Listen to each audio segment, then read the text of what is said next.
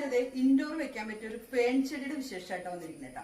ഒരു leafy plant ആണ്, ഒരു ഫേൺ വർഗ്ഗത്തിൽപ്പെട്ട ക്രിസ്പി വേവ് ഫേൺ എന്നാണ് ഈ ഒരു ചെടിയുടെ പേര്. ഈ ചെടിക്ക് ഒരു പ്രത്യേകത ഉണ്ട് കേട്ടോ. ഇത് നമ്മുടെ വീടിൻ്റെ അകത്തൊക്കെ ഇൻഡോറായിട്ട് വെക്കാം. ഇത് നമ്മുടെ വായുവിനെ ശുദ്ധീകരിക്കുന്ന ഒരു ചെടി കൂടിയാണ്. നമ്മുടെ ചെടിത്തോട്ടത്തിൽ അല്ലെങ്കിൽ നമ്മുടെ പ്രകൃതിയിൽ ഒത്തിരി ചെടികൾ നമുക്ക് നല്ല ശുദ്ധവായു തരുന്നതും അതുപോലെ ഇൻഡോർ വെച്ചാൽ നമുക്ക് ആരോഗ്യപ്രദമായിട്ടുള്ള ചെടികളുണ്ട്. അപ്പോൾ അത് അറിയാതെ പോകുന്നുണ്ട്. അപ്പോൾ ഞാൻ ഇതിനെപ്പറ്റി ഈ ചെടിയുടെ പ്രത്യേകത എന്ന് വെച്ചാൽ ഇതിൻ്റെ ഇലകളുടെ ആ ഒരു തിരമാല പോലെ വളഞ്ഞിങ്ങനെ ഇരിക്കുന്നതും ഒരു കെർലി ആയിട്ടിരിക്കുന്നത് കണ്ടിട്ട് എനിക്ക് കൗതുകം തോന്നി. ഞാൻ ഒരു ഫ്രണ്ടിൻ്റെ വീട്ടിൽ നിന്ന് ചോദിച്ച് മേടിച്ചാട്ടോ. എനിക്ക് തോന്നുന്നു ഒരു 6 മാസത്തിലധികമായിട്ട് നമ്മുടെ ഈ ഒരു ചെടി ഇങ്ങനെ ഇരിക്കുന്നുണ്ട്. ചെടി നഷ്ടപ്പെട്ടു പോകാതിരിക്കാനായിട്ട് നമ്മളധികം വെള്ളം കൂടുതൽ കൊടുക്കാതിരുന്നാൽ മതി. സൂര്യപ്രകാശം നേരിട്ട് അടിക്കുന്ന ഭാഗത്ത് വയ്ക്കാതിരുന്നാൽ മതി.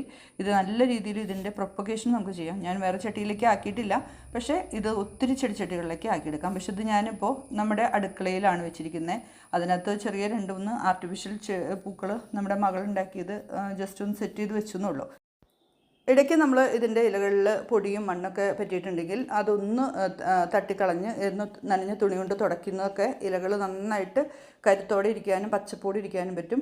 എന്നാൽ മാത്രമേ ഈ അശുദ്ധവായു അല്ലെങ്കിൽ അങ്ങനെയുള്ള സംഭവമൊക്കെ ഈ ചെടിക്ക് പെട്ടെന്ന് ആഗിരണം ചെയ്യാനായിട്ട് സാധിക്കുകയുള്ളൂ. അപ്പോൾ അതൊന്ന് നിങ്ങൾ നോക്കുക. പിന്നെ ഉണങ്ങിയ ഇലകളുണ്ടെങ്കിൽ അതൊക്കെ ഒന്ന് കളയുക, അല്ലെങ്കിൽ അതിൽ തന്നെ ഇരുന്ന് അത് ചീഞ്ഞ് അതിൽ പൂപ്പൽ വരാനായിട്ട് സാധ്യതയുണ്ട്. അപ്പോൾ വലിയ കെയറിങ്ങൊന്നും ഇല്ലാതെ നമുക്കെന്നാൽ നല്ല ഭംഗിയായിട്ട് നമ്മുടെ വീടിൻ്റെ അകത്തൊക്കെ നമുക്ക് ഫീൽ ചെയ്യുന്ന രീതിയിൽ ഇതേപോലെയുള്ള ഒത്തിരി ചെടികളുണ്ട് കേട്ടോ. അപ്പോൾ ഞാൻ ഇടയ്ക്കൊക്കെ നമ്മുടെ വീട്ടിലുള്ള ഇൻഡോർ പ്ലാന്റ്സും ഒക്കെ ഞാൻ നിങ്ങൾക്കൊന്ന് പരിചയപ്പെടുത്താം. പലർക്കും ചെടികളുടെ പ്രത്യേകതകൾ മനസ്സിലാവുമ്പോഴാണ് അത് കൂടുതൽ അതിനിഷ്ടപ്പെടാനും സ്നേഹിക്കാനും സാധിക്കുകയുള്ളൂ.